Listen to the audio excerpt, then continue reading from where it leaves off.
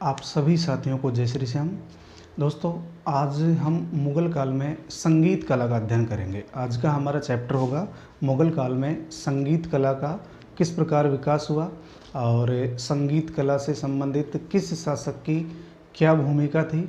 संगीत कला का यद्यपि जो सर्वाधिक विकास है वो अकबर के समय देखने को मिलता है। सर्वप्रथम जो सर्वाधिक विकास है अकबर के समय देखने को मिलेगा।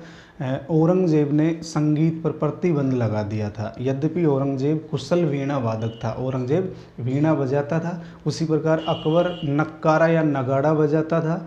और जो मुग़ल कालीन संगीत कला की यदि हम बात करें, प्रसिद्ध जो संगीतज्ञ हुए वो तानसेन थे, वो अकबर के दरबार से संबंधित थे। हम उनका भी अध्ययन करेंगे। तो आज का एक वीडियो है, आज का एक टॉपिक है आपका मुग़ल कालीन संगीत कला। ये 25 से 30 मिनट का वीडियो है, इसे भी हम देख लेते हैं क्योंकि यहाँ से भी एग्ज़ाम में क्वेश्चन पूछे गए हैं। एग्ज़ाम में कई बार क्वेश्चन पूछे गए हैं और आगे भी आने की संभावना बनी रहती है। तो आज हम बात करते हैं मुग़ल काल की संगीत कला। तो पहले हम हुमायूं बाबर के बारे में एक दो लाइनें नोट कर लेते हैं। बाबर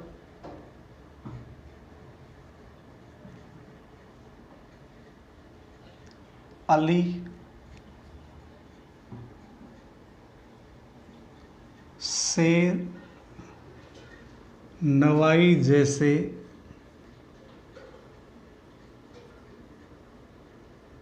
शायरों से संपर्क रखता था।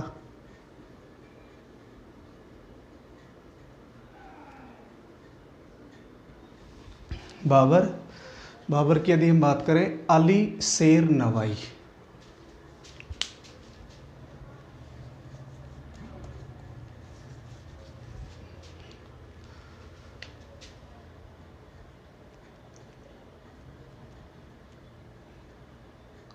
अली शेर नवाई जैसे शायरों से संपर्क रखता था। इसी प्रकार हुमायूं ने एक बच्चू नामक संगीतकार था, उसे संरक्षण दिया था। हुमायूं ने बच्चू नामक संगीतज्ञ को संरक्षण दिया। हुमायूं ने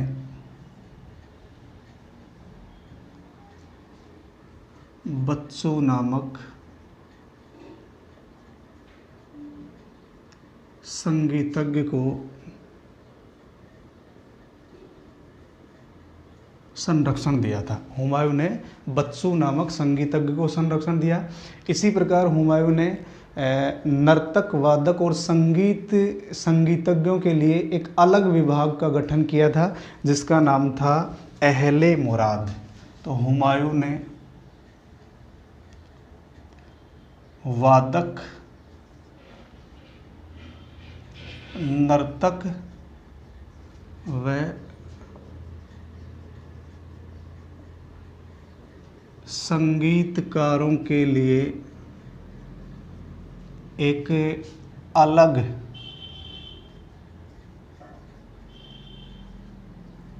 विभाग का गठन किया, एक अलग विभाग बनाया जिसका नाम था अहले मुराद।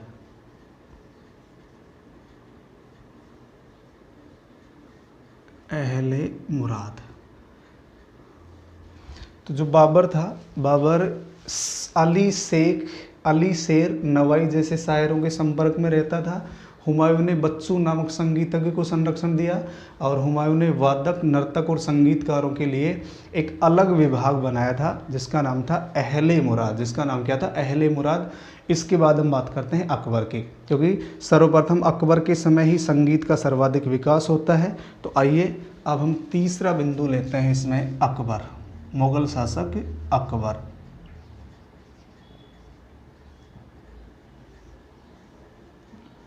देखिए, एक तो अबुल फजल ने अकबर के दरबार के 36 गायकों का उल्लेख किया है, 36 संगीतज्ञों का उल्लेख किया है। अकबर स्वयं भी नगाड़ा या नक्कारा बजाता था और इन्होंने लाल कुलवंत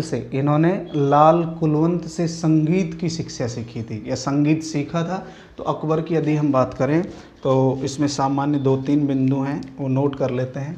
एक तो ये स्वयं नगाड़ा अथवा नक्कारा बजाता था। इसी प्रकार इसने लाल कुलवंत से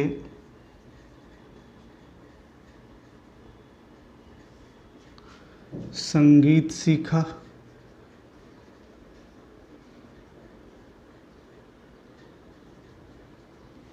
अकबर स्वयं नगाड़ा या नक्कारा बजाता था और इन्होंने लाल कुलवंत से संगीत सीखा था। अबुल फजल ने अकबर के दरबार के 36 गायकों का उल्लेख किया है। अबुल फजल ने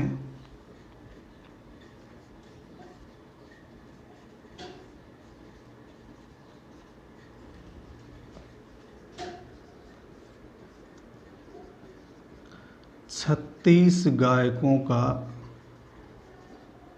उल्लेख किया है। अबुल फजल ने अकबर के दरबार से संबंधित कुल कितने गायकों का उल्लेख किया है? 36 गायकों का उल्लेख किया है। और इसमें तानसेन व बाज बहादुर प्रसिद्ध संगीतज्ञ थे। तानसेन व बाज बहादुर प्रसिद्ध थे। अबुल फजल के अनुसार अकबर ने अपने शासनकाल में सप्ताह के 7 दिन अलग अलग संगीतज्ञों के लिए निर्धारित कर रखे थे। तो इन्होंने दरबार में गायकों को 7 भागों में विभाजित किया। दरबार में गायकों को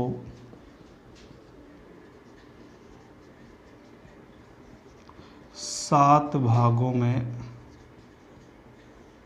विभाजित किया था। तो इन्होंने दरबार में अपने दरबार में जो गायक थे, टोटल जो गायक थे उनको 7 भागों में विभाजित किया। अलग अलग जो गायक था, संगीतकार था, उसका यानी 7 दिन के बाद नंबर आता था। तो 7 भागों में इन्होंने विभाजित किया था। इसी प्रकार इसके दरबार के प्रमुख संगीतकार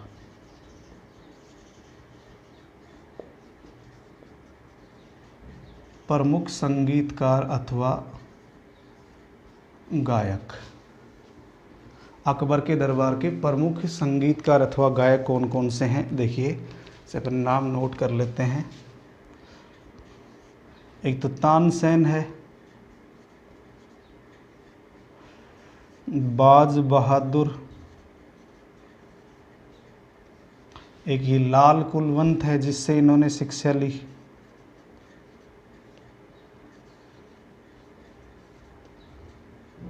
लाल कुलवंत, बैज बख्श,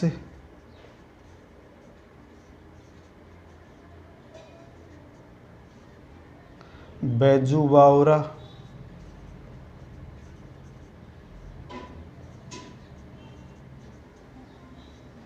बैजू बावरा।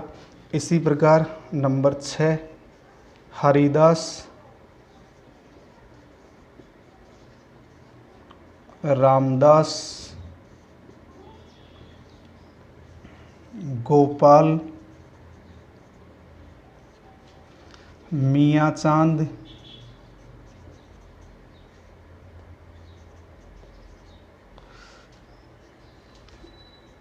मियाँ लाल और एक है गिजाली।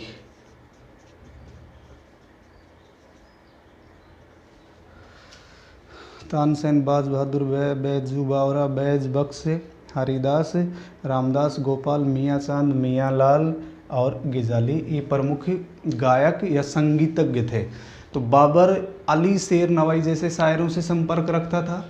हुमायूं ने बच्चू नामक संगीतज्ञ को संरक्षण दिया। हुमायूं ने वादक, नर्तक और संगीतकारों के लिए एक अलग विभाग का गठन किया जिसका नाम था अहले मुराद। जिसका नाम क्या था? अहले मुराद। अकबर स्वयं नगाड़ा बजाता था, लाल कुलवंत से संगीत सीखा था। अबुल फजल ने अकबर के दरबार में कितने गायकों का उल्लेख किया है? 36 गायकों का उल्लेख किया है, जिनमें प्रसिद्ध कौन थे? तानसेन व बाज बहादुर।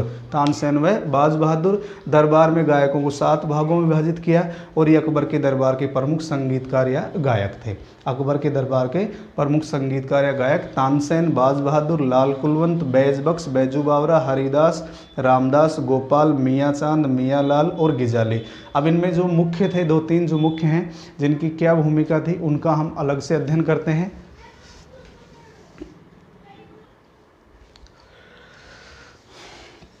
इसके बाद दोस्तों अब हम बात करते हैं तानसेन की। तानसेन इनके दरबार के प्रसिद्ध संगीतज्ञ थे, ध्रुपद गायन से जुड़े हुए थे। तो इसमें अगला बिंदु है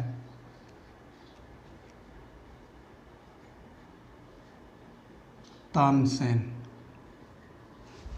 तो एक तो ग्वालियर के निवासी थे। तानसेन कहाँ के निवासी थे? ग्वालियर के निवासी थे।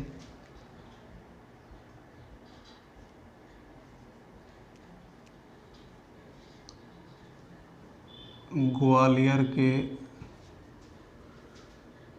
निवासी, और इनका मकबरा भी ग्वालियर में है।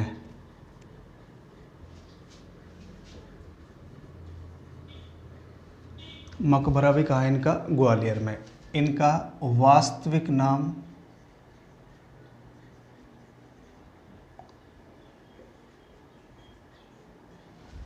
रामतनु पांडे।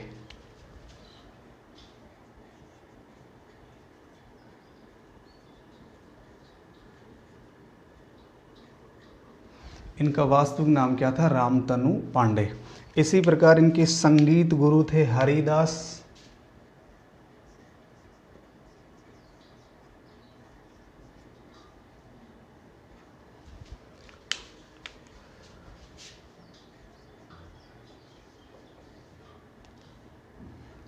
और इनके आध्यात्मिक गुरु थे मोहम्मद गौस। आध्यात्मिक गुरु कौन थे? मोहम्मद गौस। संगीत गुरु राम हरिदास और आध्यात्मिक गुरु कौन थे? मोहम्मद गौस। इसी प्रकार इन्होंने राजा मान सिंह द्वारा स्थापित स्कूल में शिक्षा प्राप्त की थी, यानी ग्वालियर में इन्होंने शिक्षा प्राप्त की। राजा मान सिंह द्वारा स्थापित ग्वालियर में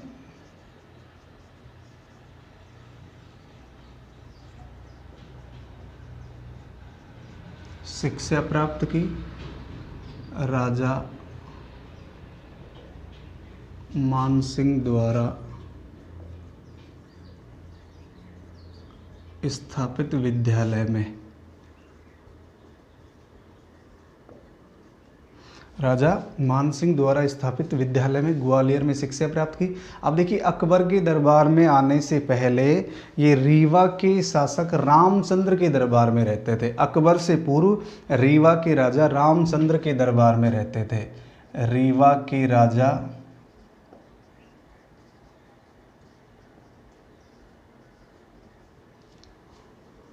रामचंद्र के दरबार में रहते थे।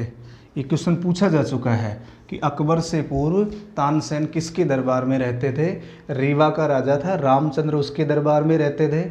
और ये जो तानसेन और हरिदास है, ये ध्रुपद गायक थे। तानसेन व हरिदास ध्रुपद गायक से जुड़े हुए थे। तानसेन व हरिदास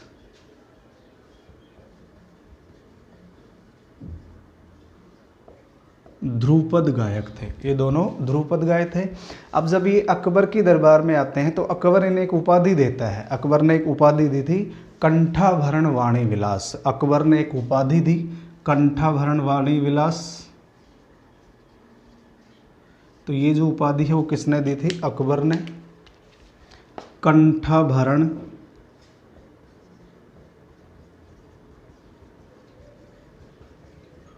वाणी विलास। अकबर के द्वारा इसे कौन सी उपाधि दी गई? कंठाभरण वाणी विलास की। इसी प्रकार इन्होंने रुद्र वीणा वाद्य यंत्र की खोज की थी। रुद्र वीणा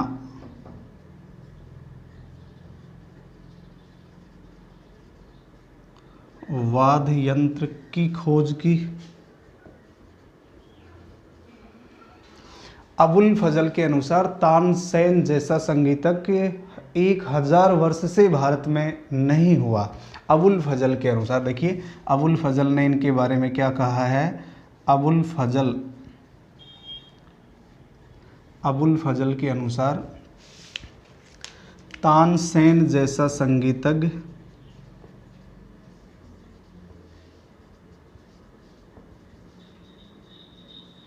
भारत में 1000 वर्ष से नहीं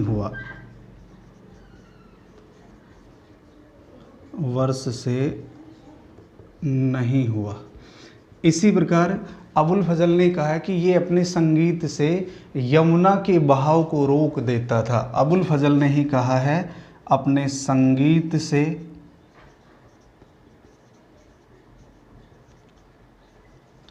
यमुना के बहाव को रोक देता था, अपने संगीत से यमुना के बहाव को रोक देता था। इसी प्रकार इन्होंने कुछ रागों का आविष्कार किया था। राग, इसके द्वारा कौन कौन से रागों का आविष्कार किया गया, और राग देखिए कौन कौन से हैं। एक तो मियाँ की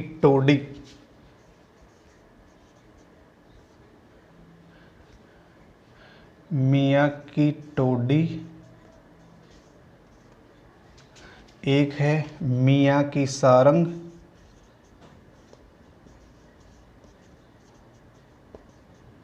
मियाँ की मल्हार,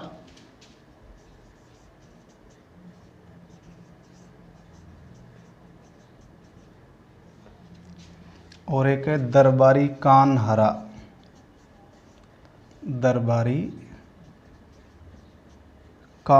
ये इनके द्वारा कुछ रागों का आविष्कार किया जाता है।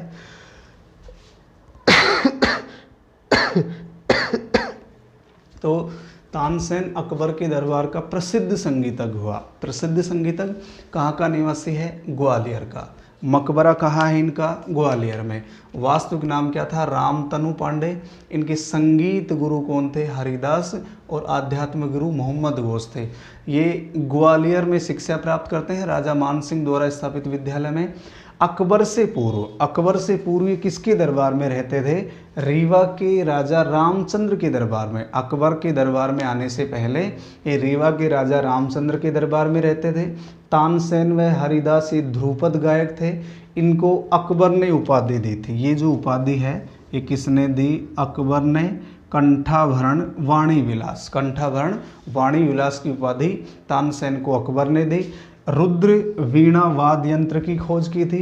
अबुल फजल के अनुसार तानसेन जैसा संगीतज्ञ भारत में 1000 वर्ष से नहीं हुआ, संगीत से यमुना नदी के बहाव को रोक देता था। अबुल फजल ने इनके बारे में कहा कि संगीत से यमुना नदी के बहाव को रोक देता था, और इनके द्वारा कुछ रागों का आविष्कार किया गया।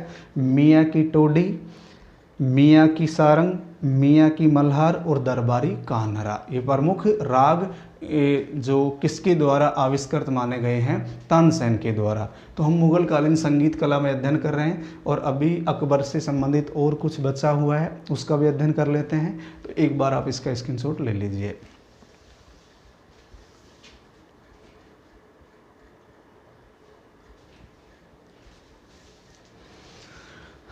इसके बाद देखिए दोस्तों, अकबर के शासनकाल से संबंधित, अकबर के दरबार से संबंधित हम संगीतकारों का अध्ययन कर रहे हैं। इसके बाद हम बात करते हैं हरिदास, जो वृंदावन के निवासी थे। हरिदास का संबंध कहाँ से था? वृंदावन से। इनके बारे में उल्लेख मिलता है कि अकबर भेष बदल करके इनका संगीत सुनने जाया करता था। अकबर भेष बदल कर इनका संगीत सुनने जाया करता था, और इनके अनुयायियों ने 5 संगीत अर्चना केंद्रों की स्थापना की थी। और हरिदास के शिष्यों में आपके तानसेन, बैजू बावरा, गोपाल नामक प्रसिद्ध संगीतज्ञ हुआ करते थे। तो हरिदास की यदि हम बात करें, एक तो ये वृंदावन के निवासी थे हरिदास। हम अकबर के समय की बात कर रहे हैं। हरिदास एक तो वृंदावन के निवासी थे,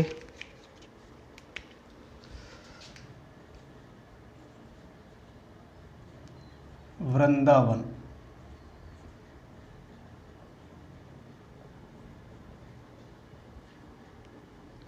इन्हें संगीत का महान पंडित कहा गया।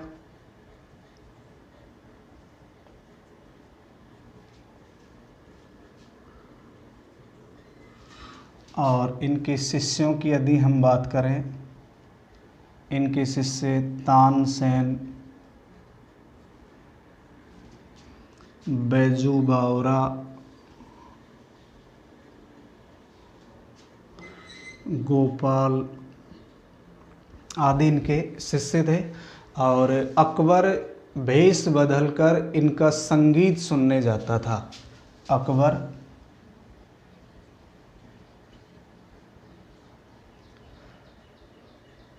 भेष बदलकर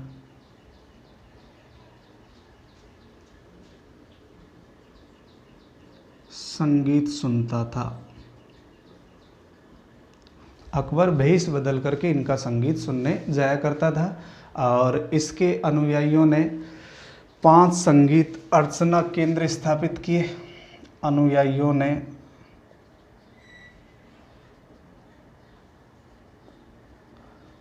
5 संगीत अर्चना केंद्र स्थापित किए। इसके अनुयायियों ने 5 संगीत अर्चना केंद्र स्थापित किए थे। इसी प्रकार एक संगीतज्ञ है बाज बहादुर, जो मालवा का शासक था। ये अपने समय का हिंदी गीतों का एक श्रेष्ठ व्यक्ति माना गया है और अकबर ने उसे 2000 का मनसब दिया था, बाज बहादुर। इसके बाद हम बात करते हैं किसकी, बाज बहादुर।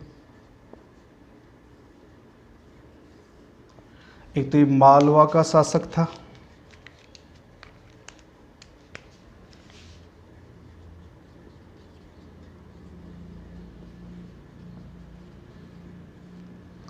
इसे 2000 का मनसब दिया गया।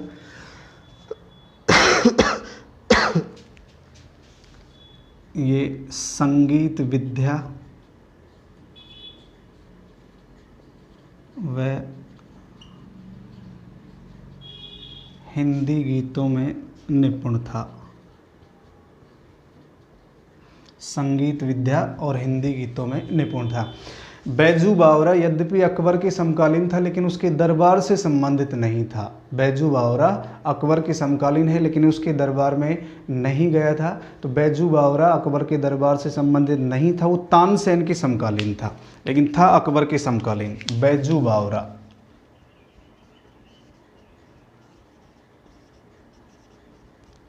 बैजू बावरा ये अकबर के दरबार से संबंधित नहीं था।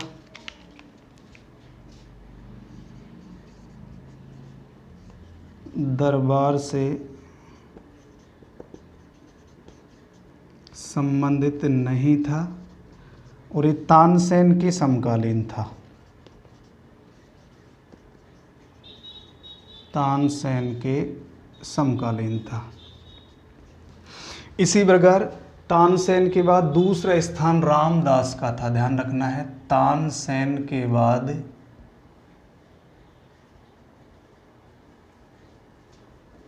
दूसरा स्थान रामदास का था। संगीतज्ञों में तानसेन के बाद उसके दरबार से संबंधित दूसरा स्थान किसका था, रामदास का। इसी प्रकार यदि हम बात करें, ये जो अष्टछाप परंपरा है इसका उद्भव भी अकबर के शासनकाल में हुआ। अष्टछाप का उद्भव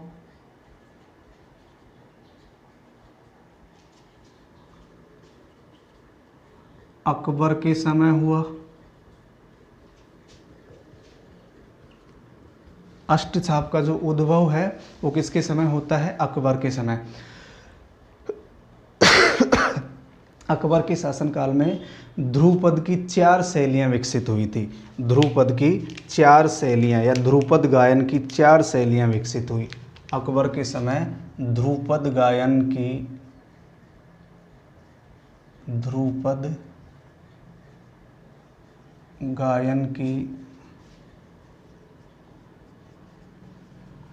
4 शैलियाँ विकसित हुई थी और वो 4 शैलियाँ कौन कौन सी हैं देखिए। एक तो गौरार वाणी,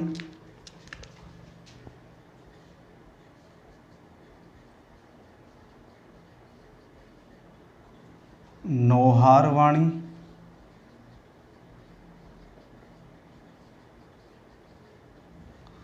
एक है खंडार वाणी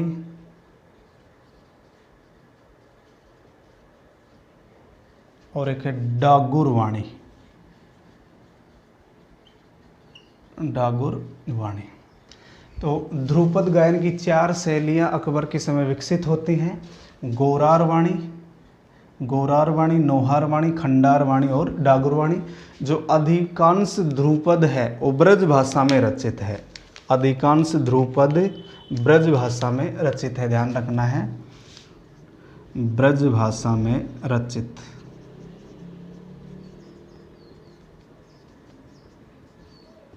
तो हम अकबर के समय के संगीतकारों का अध्ययन कर रहे थे। हरिदास ये वृंदावन के निवासी हैं, संगीत के महान पंडित थे। इनके शिष्य तानसेन, बैजू बावरा, गोपाल। अकबर वेश बदलकर इनका संगीत सुनने जाया करता था, ध्यान रखना है। अकबर किस संगीतज्ञ का संगीत सुनने के दौरान भेष बदलकर जाता था वो हरिदास हो जाएंगे। इनके अनुयायियों ने 5 संगीत अर्चना केंद्र स्थापित किए। इसी प्रकार बाज बहादुर मालवा का शासक था। अकबर ने 2000 का मनसब दिया। संगीत विद्या व हिंदी गीतों में निपुण था। बैजू बावरा ये अकबर के दरबार से संबंधित नहीं था, तानसेन के समकालीन था। अकबर के दरबार से संबंधित नहीं था, तानसेन के समकालीन था। तानसेन के बाद दूसरा स्थान संगीतज्ञों में रामदास का था। अष्टछाप का उद्भव भी अकबर के समय हुआ। अकबर के समय ध्रुपद गायन की 4 शैलियाँ विकसित होती हैं। गौरार वाणी, नौहार वाणी, खंडार वाणी, डागुर वाणी। गौरार वाणी, नौहार वाणी, खंडार वाणी और डागुर वाणी। और ये जो ध्रुपद गायन है मुख्य रूप से कौन सी भाषा में रचित है? ब्रज भाषा में। कौन सी भाषा में? ब्रज भाषा में। तो एक बार आप इसका स्क्रीनशॉट ले लीजिए।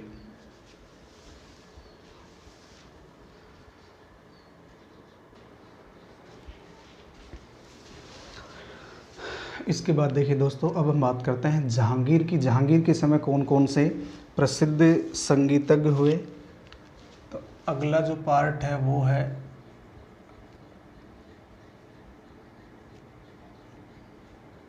जहांगीर।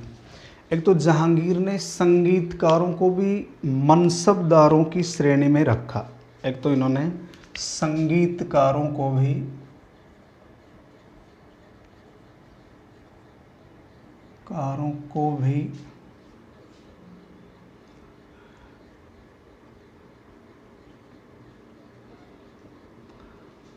मनसबदारों की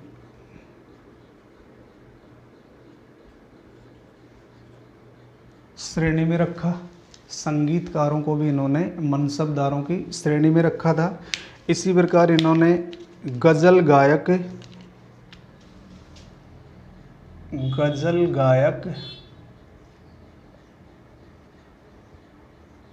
जिसका नाम था शौकी, गजल गायक शौकी को आनंद खां की उपाधि दी।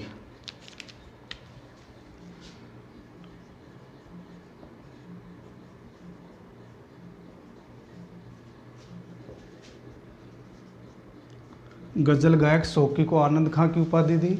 और यहीं से मुगल काल में गजल का प्रवेश होता है। तो यहीं से मुगल काल में, मुगल दरबार में गजल का प्रवेश हुआ। यहीं से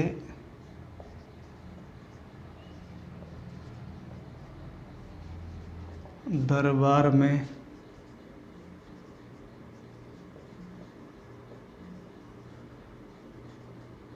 गजल का प्रवेश हुआ। इसी प्रकार इन्होंने जगन्नाथ को पंडित राज की उपाधि दी। जहांगीर ने जगन्नाथ को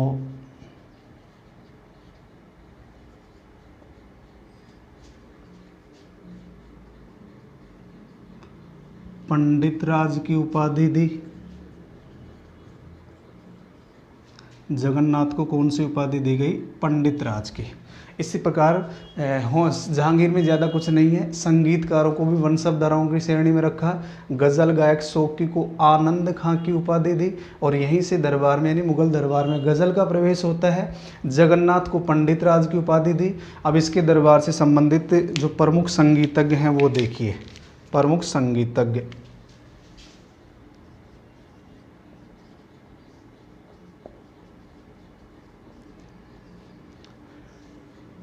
जहांगीर के दरबार से संबंधित प्रमुख संगीतज्ञ कौन कौन से हैं वो देखिए। एक तो है बिलास खां,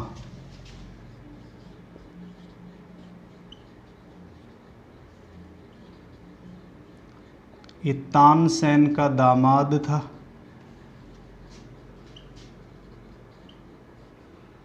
बिलास खां जो प्रसिद्ध संगीतज्ञ था, इनके दरबार से संबंधित बिलास खां जो तानसेन का दामाद था। इसके बाद है छतर खां,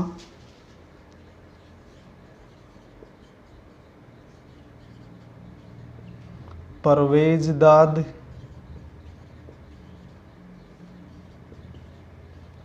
खुर्रम दाद,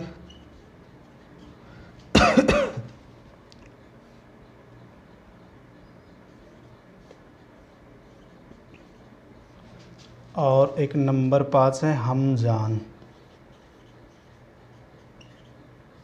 तो मुख्य जो संगीतज्ञ था वो कौन था? बिलास खां जो तानसेन का दामाद था। तो जहांगीर में 4 लाइनें हैं याद रखनी। बिलास खां, छतर खां, परवेज दाद, खुर्रम दाद और हमजान, ये जहांगीर के दरबार से संबंधित प्रमुख संगीतज्ञ थे।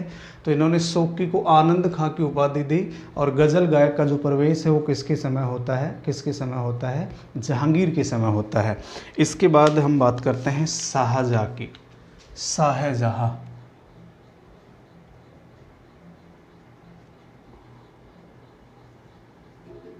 शाहजहाँ इसके दरबार में 30 महान संगीतकार थे।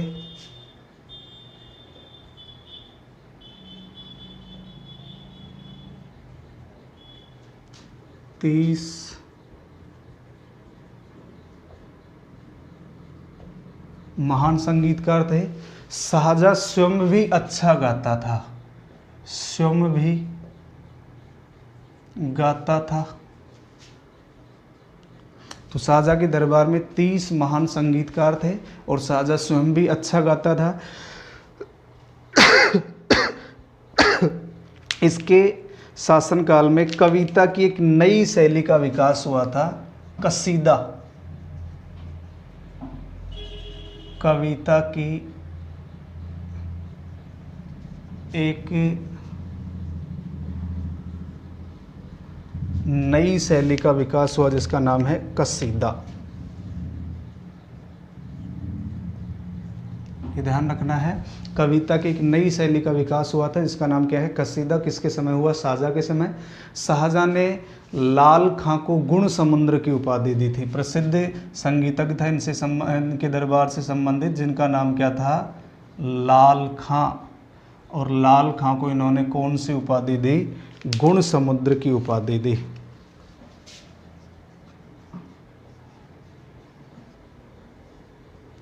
गुण समुद्र की उपाधि। तो शाहजहाँ ने किसे गुण समुद्र की उपाधि दी थी? लाल खां को। किसे? लाल खां को। इसी प्रकार इसके दरबार से संबंधित सुखसेन एक व्यक्ति है जिसका नाम क्या है? सुखसेन।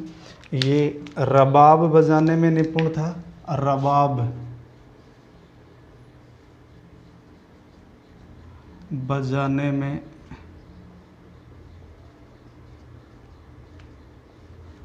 और एक है सुरसेन, ये वीणा वादक था। सुरसेन, ये सुखसेन है।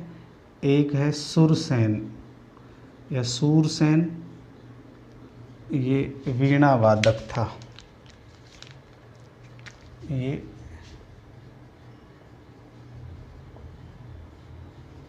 वीणा वादक था। अब इसके दरबार से जुड़े हुए प्रमुख संगीतज्ञ देखिए कौन कौन से हैं। प्रमुख संगीतज्ञ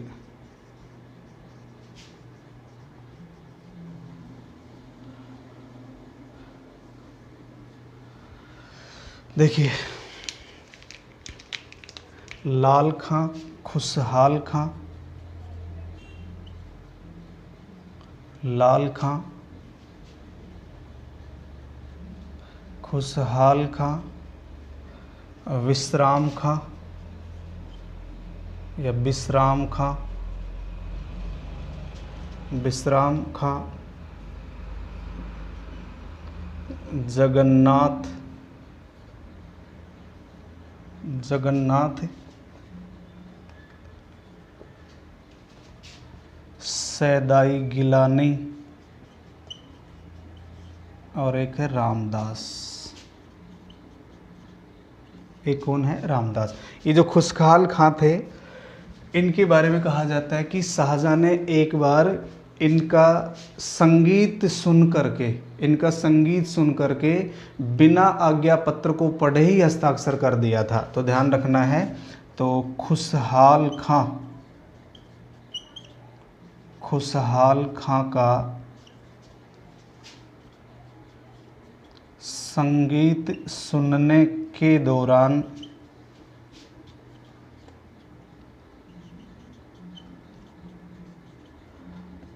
आज्ञा पत्र को पढ़े बिना ही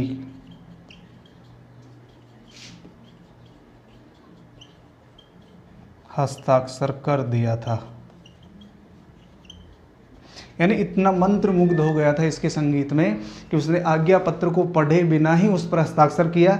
लेकिन जब उसे ज्ञात हुआ, बाद में जब इसे ज्ञात हुआ तो इसे दंड दिया गया और इसे अपने दरबार से निष्कासित कर दिया था। तो खुशहाल खां के संगीत को सुनने के दौरान इतना मंत्र मुग्ध हुआ कि इसने आज्ञा पत्र को पढ़े बिना ही उस पर हस्ताक्षर कर दिया। लेकिन जब इसे पता चला, यानी ज्ञात हुआ, तो इसने इसे दंड दिया और दरबार से निष्कासित कर दिया। तो जहांगीर के समय की बात करें तो इसने संगीतकारों को मनसब धारण की श्रेणी में रखा। गजल गायक शौकी को आनंद खां की उपाधि दी। यहीं से मुगल दरबार में गजल का प्रवेश होता है। जगन्नाथ को कौन सी उपाधि दी? पंडित राज की उपाधि दी। प्रमुख संगीतज्ञ विलास खां, छतर खां, परवेज दाद, खुर्रम दाद और हमजान। इसी प्रकार शाहजहाँ इसके दरबार में 30 महान संगीतकार थे। ये स्वयं भी अच्छा गाता था। कविता की एक नई शैली का विकास हुआ। शाहजहाँ के समय कविता की एक नई शैली का विकास हुआ, जिसे क्या कहा गया? कसीदा। इन्होंने लाल खां को गुण समुद्र की उपाधि दी। सुख सेन ये रबाब बजाने में निपुण था। सुरसेन वीणा वादक था। इसके दरबार से संबंधित प्रमुख संगीतज्ञ लाल खां, खुशहाल खां, विश्राम खां, जगन्नाथ, सैदाई गिलानी और रामदास। सैदाई गिलानी और रामदास। खुशहाल खां का संगीत सुनने के दौरान आज्ञा पत्र को पढ़े बिना ही उस पर हस्ताक्षर किया, लेकिन बाद में उसे दरबार से निष्कासित कर दिया था। इसे निष्कासित कर दिया था। और ये जो लाल खां था, ये लाल खां ये बिलास खां का दामाद था। एक इसका दामाद था, इस बिलास खां का दामाद, ये ध्यान रखना है, ये बिलास खां का दामाद था। बिलास खां का दामाद। तो ये हो गया जहांगीर और शाहजहाँ। इसके बाद बचा हुआ है मुख्य रूप से औरंगजेब। तो औरंगजेब से संबंधित जो भी महत्वपूर्ण विशेषताएं हैं, जो भी संगीत से संबंधित मुद्दे हैं उसका, और औरंगजेब के बाद संगीत कला का क्या विकास हुआ उसके बारे में अध्ययन करते हैं। तो एक बार आप इसका स्क्रीनशॉट ले लीजिए।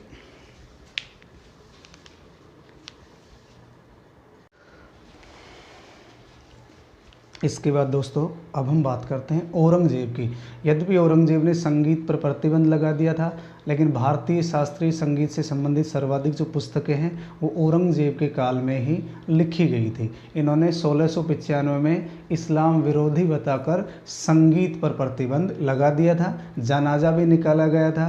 तो जब संगीत के विरोध में जनाजा निकाला गया तो औरंगजेब ने कहा था इसकी कब्र इतनी गहरी दफनाना कि इसकी आवाज़ आसानी से बाहर न निकल सके। यानी संगीत का विरोधी था, लेकिन खुद कुशल वीणा वादक था। औरंगजेब स्वयं कुशल वीणा वादक था। तो औरंगजेब से संबंधित कुछ 5 बिंदु हैं, उनका भी हम अध्ययन कर लेते हैं। औरंगजेब,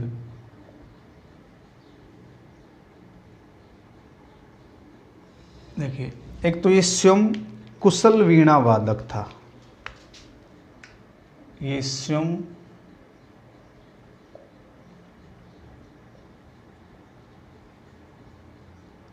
कुशल वीणा वादक था।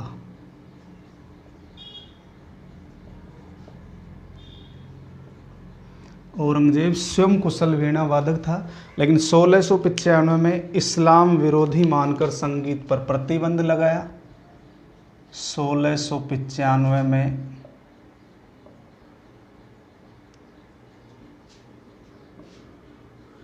इस्लाम विरोधी बताकर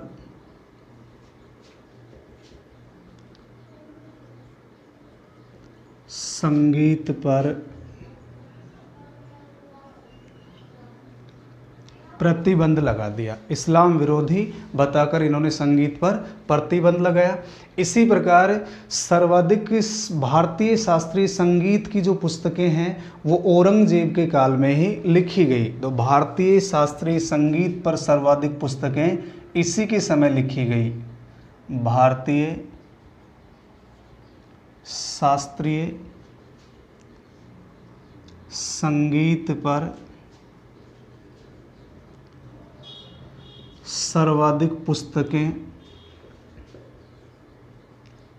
इसी के समय लिखी गई। फारसी भाषा में लिखी गई थी। कौन सी भाषा में? फारसी भाषा में। तो जब इन्होंने संगीत पर प्रतिबंध लगाया तो संगीत के कलाकारों ने वाद्य यंत्रों के साथ जनाजा निकाला। तबला व तानपुरे का जनाजा निकाला। संगीतकारों ने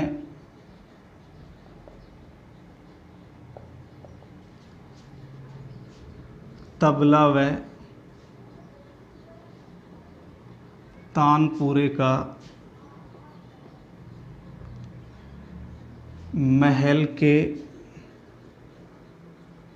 सामने से जनाजा निकाला।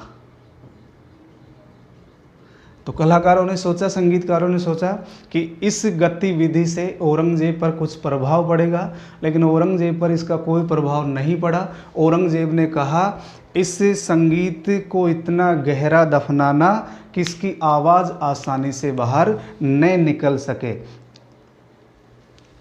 तो औरंगजेब ने बदले में क्या कहा? औरंगजेब ने कहा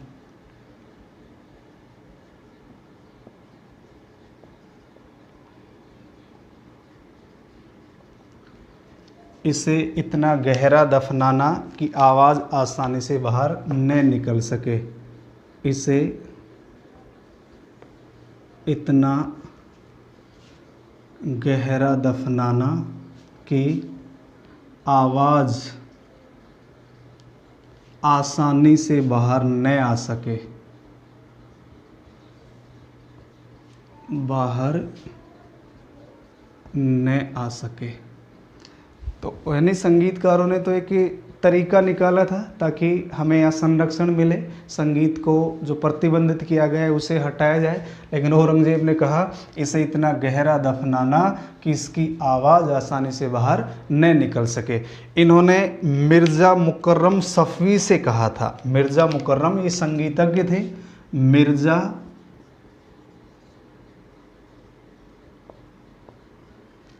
मुकर्रम सफ़वी, इनसे कहा था,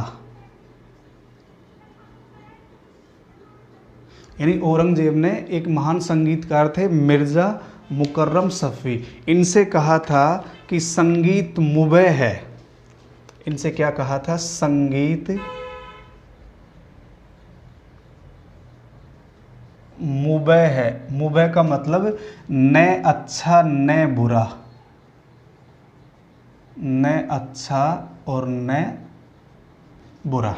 इन्होंने क्या कहा कि संगीत मुबह है, न अच्छा है न बुरा है।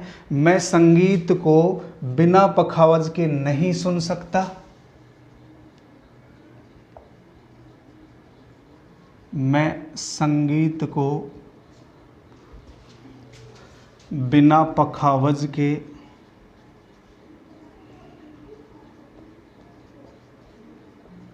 नहीं सुन सकता और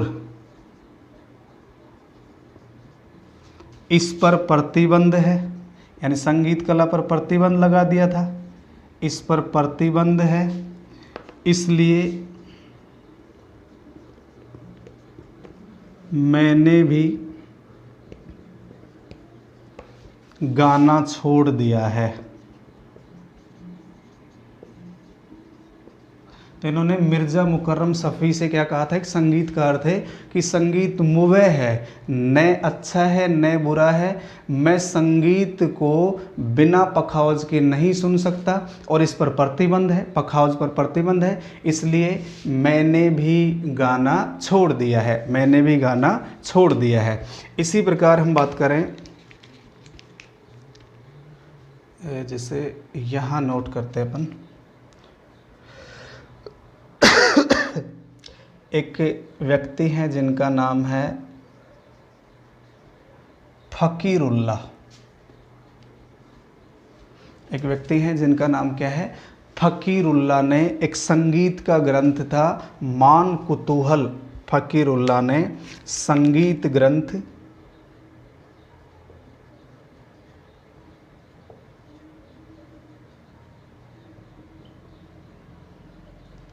मान कुतूहल,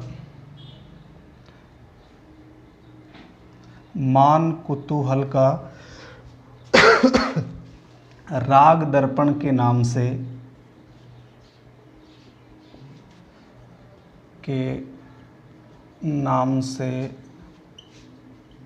अनुवाद करके भेंट किया था, औरंगजेब को भेंट किया। फ़कीरुल्लाह ने संगीत ग्रंथ है जिसका नाम है मान कुतूहल, मान कुतूहल संगीत ग्रंथ है जिसका राग दर्पण के नाम से अनुवाद करके किसे भेंट किया था, औरंगजेब को भेंट किया था। औरंगजेब ने अपने पोते जहांदार शाह के लिए, अपने पोते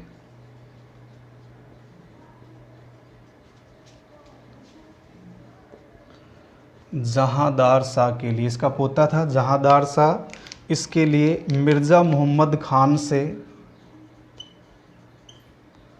मिर्ज़ा मोहम्मद खान, मिर्ज़ा मोहम्मद खान से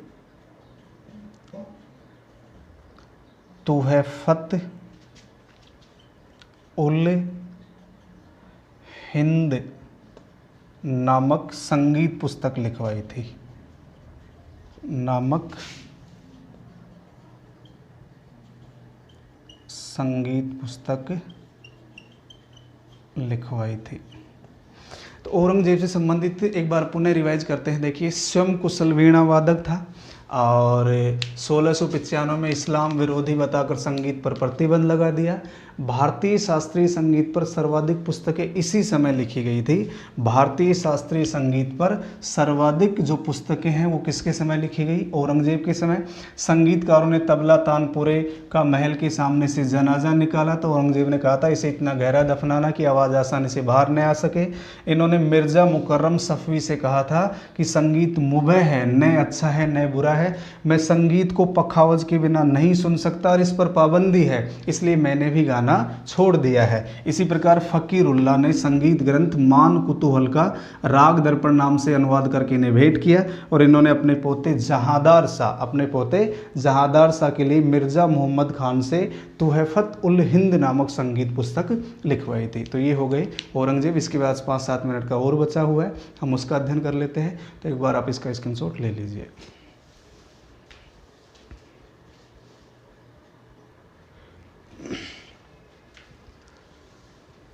देखिए दोस्तों, इसके बाद मुग़ल काल से संबंधित और मुग़ल काल के अलावा जो भी संगीत से संबंधित कुछ विशेषताएं हैं उन सभी का और हम अध्ययन कर लेते हैं। एक बार आप इसे भी समझ लीजिए। मोहम्मद शाह रंगीला, एक तो ये पिया उपनाम से ख्यालों की रचना करता था। इन्होंने पिया उपनाम से ख्यालों की रचना की।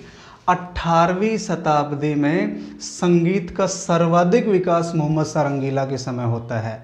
18वीं शताब्दी में संगीत का जो सर्वाधिक विकास है वो मोहम्मद शाह रंगीला के समय हुआ और ये पिया उपनाम से ख्यालों की रचना करता है। इसने पिया उपनाम से ख्यालों की रचना की। 18वीं शताब्दी में संगीत का सर्वाधिक विकास हुआ और इसके शासनकाल में ख्याल गायकी को प्रसिद्धि मिली थी।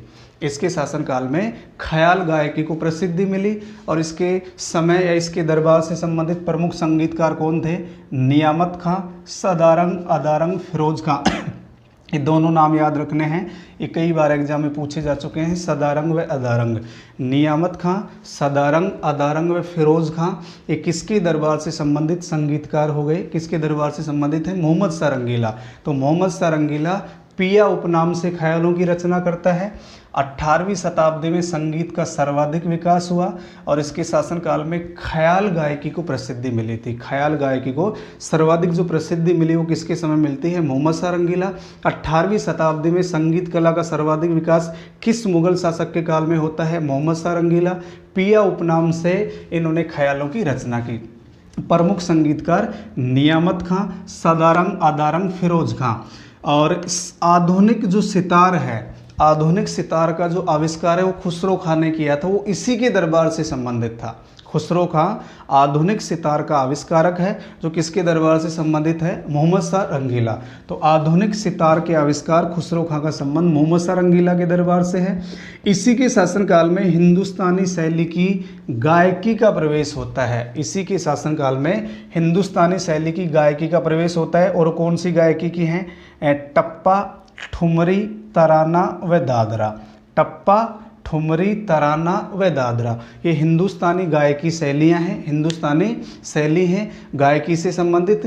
टप्पा, ठुमरी, तराना और दादरा, टप्पा, ठुमरी, तराना, दादरा, इनका जो प्रवेश है वो किसके शासनकाल में होता है? मोहम्मद शाह रंगीला। तो फिर पुनः देखिए, पिया उपनाम से ख्यालों की रचना की।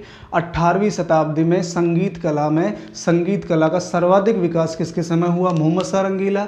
ख्याल प्रसिद्धि को इसके समय प्रसिद्धि मिली और ख्याल गायकी को प्रसिद्धि मिली। संगीतकार दो जरूर याद रखने हैं, सदारंग और अदारंग। सदारंग और अदारंग, नियामत खां और फिरोज खां। खुसरो खां जो आधुनिक सितार का आविष्कार करता है, आधुनिक सितार का आविष्कार खुसरो खां के द्वारा किया गया, जो मोहम्मद शाह रंगीला के दरबार से संबंधित था। हिंदुस्तानी शैली की विभिन्न गायकी का यहाँ इस समय प्रवेश होता है। टप्पा, ठुमरी, तराना और दादरा। टप्पा, ठुमरी, तराना और दादरा, इनका प्रवेश किसके समय होता है? मोहम्मद शाह रंगीला। इसके बाद है बहादुर शाह जफर। देखिए इसका वास्तविक नाम क्या था? बहादुर शाह सेकंड। वास्तविक नाम क्या था? बहादुर शाह जफर। ये जफर उपनाम से कविताएं लिखता था, जफर उपनाम से कविताएं लिखता था, इसलिए इसे बहादुर शाह जफर कहा गया। इन्होंने मिर्जा गालिब को संरक्षण दिया था, ध्यान रखना है। गज़ल सम्राट हुआ करते थे मिर्जा गालिब। मिर्जा गालिब को संरक्षण किसने दिया था? बहादुर शाह जफर ने। बहादुर शाह जफर जो गज़ल सम्राट हुआ करते थे। इसी प्रकार बहादुर शाह खुद भी शेर व शायरियाँ करता था। बहादुर शाह की एक शायरी प्रसिद्ध है, उम्र ए दराज मांग के लाए थे 4 दिन, 2 आरजू में कट गए 2 इंतजार में। यानी बहादुर शाह जफर, एक तो इन्होंने गज़ल सम्राट जो आगरा के निवासी थे मिर्ज़ा गालिब, उनको संरक्षण दिया था। बहादुर शाह जफर ने मिर्ज़ा गालिब को संरक्षण दिया और ये खुद शेरो शायरियाँ करते थे।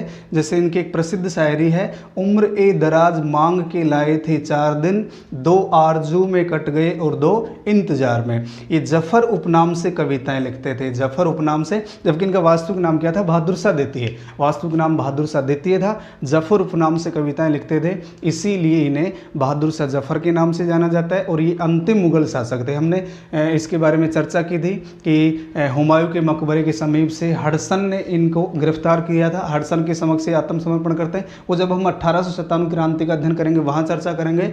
तो बहादुर शाह जफर मिर्जा गालिब को संरक्षण दिया। उम्र ए दराज मांग के लाए 4 दिन, 2 आरजू में कट गए 2 इंतजार में, किसकी शेरो शायरी है? बहादुर शाह जफर की। और ये जफर उपनाम से कविताएं लिखता था। जबकि मुगल संगीत कला का 18वीं सदी में सर्वाधिक विकास किसके समय होता है? मोहम्मद शाह रंगीला। और ये पिया उपनाम से ख्यालों की रचना करते हैं। ख्याल गायकी को प्रसिद्धि मिलती है। 2 प्रसिद्ध संगीतकार हैं, सदारंग और अदारंग। इसके बाद कुछ महत्वपूर्ण तथ्य हैं, देखिए। ये जो वाजिद अली शाह है, ये अवध का नवाब था। वाजिद अली शाह अवध का ये अंतिम नवाब था। ये अख्तर पिया उपनाम से कविताएं लिखता था। वाजिद अली शाह अवध का अंतिम नवाब था और ये अख्तर पिया उपनाम से कविताएं लिखता था। इनकी एक प्रमुख ठुमरी है जिसका नाम है बाबुल मोरा नेहर छूटा जाए। इनकी प्रमुख ठुमरी है जिसका नाम क्या है, बाबुल मोरा नेहर छूटा जाए। तो वाजिद अली शाह अवध का ये अंतिम नवाब था, अवध का अंतिम नवाब था और ये अख्तर पिया उपनाम से कविताएं लिखता था, अख्तर पिया उपनाम से कविताएं लिखता था। और इनकी प्रमुख ठुमरी है बाबुल मोरा नेहर छूटा जाए, बाबुल मोरा नेहर छूटा जाए। इनकी बेगम का नाम था हजरत महल, इनकी बेगम का नाम था हजरत महल, जो एक प्रसिद्ध नृत्यांगना थी जो महक परी के नाम से प्रसिद्ध थी। वाजिद अली शाह की बेगम हजरत महल ये प्रसिद्ध नृत्यांगना थी और ये किस नाम से प्रसिद्ध थी, महक परी के नाम से प्रसिद्ध थी। देखिए 6 राग और 30 रागनियाँ होती हैं संगीत से संबंधित। कुल कितने राग होते हैं, 6, और रागनियों की संख्या कितनी होती है, 30। जैसे जो 6 राग हैं, ये 6 राग हैं, इनको देखिए। जैसे ये कई बार एग्जाम में पूछा जा चुका है ये क्वेश्चन कि प्रातःकालीन कौन सा राग गाया जाता है, भैरव राग। प्रातःकालीन यानी प्रातः 4 बजे से 8 बजे तक कौन सा राग, राग भैरव। फिर 8 बजे से 12 बजे तक राग हिंडोल। तो राग मेघ ये दोपहर के समय गाया जाता है 12 से 4 बजे। श्री राग ये 4 से 8 बजे। राग दीपक फिर 8 से 12 और राग मालको से 12 से 4 बजे। तो मुख्य रागों की संख्या कितनी है, 6 और 30 रागनियाँ होती हैं। तो प्रातःकालीन गाया जाने वाला राग कौन सा हो गया, भैरव राग। कई बार एग्जाम में क्वेश्चन आ चुका है प्रातःकालीन गाया जाने वाला राग कौन सा होता है, राग भैरव। उसके बाद 8 से 12 राग हिंडोल, 12 से 4 राग मेघ, 4 से 8 श्री राग, 8 से 12 राग दीपक और 12 से 4 राग मालकोस। 6 राग होते हैं और कितनी रागनियाँ होती हैं, 30। इसका उल्लेख, ये जो 6 राग हैं, 6 राग का जो उल्लेख है वो राग माला में है, जिसकी रचना किसने की, पुंडरीक ने। जिसकी रचना किसने की थी, पुंडरीक।